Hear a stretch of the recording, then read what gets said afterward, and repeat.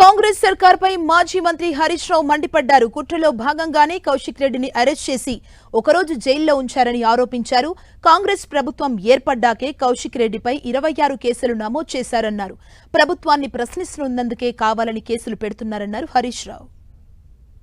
రేవంత్ రెడ్డి ప్రభుత్వం రాకముందు కౌశిక్ రెడ్డి గారి మీద ఒక్క కేసు కూడా లేదు. ఈ కేసులన్నీ ఎప్పుడు పెట్టినారు?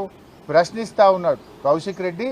ప్రజల పక్షాన, బీఆర్ఎస్ పార్టీ పక్షాన రేవంత్ రెడ్డి ప్రభుత్వాన్ని ప్రశ్నిస్తున్నాడు కనుక ఆయన మీద ఈ రోజు మీరు అక్రమ కేసులు పెట్టారు. ఆ మీటింగ్ లో సంజయ్ గారు నేను బీఆర్ఎస్ పార్టీ బట్టలిప్తా అని మాట్లాడితే డెఫినెట్ గా అడుగుతారు కదా, నువ్వు గెలిచిందే బీఆర్ఎస్ పార్టీ మీద, నువ్వు బీఆర్ఎస్ పార్టీ గుర్తు మీద, కారు గుర్తు మీద కేసీఆర్ గారు బొమ్మ పెట్టుకొని గెలిచి బీఆర్ఎస్ పార్టీ బట్టలిప్తా అన్నప్పుడు నువ్వు ఏ పార్టీ తరఫున మాట్లాడుతున్నావు అని కౌశిక్ రెడ్డి అడగడంలో తప్పేముంది?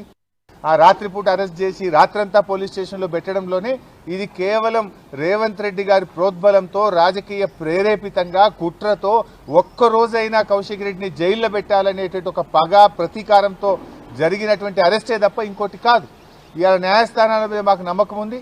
న్యాయస్థానం కౌశిక్ రెడ్డి గారికి ఈరోజు బెయిల్ ఇవ్వడం చాలా సంతోషం.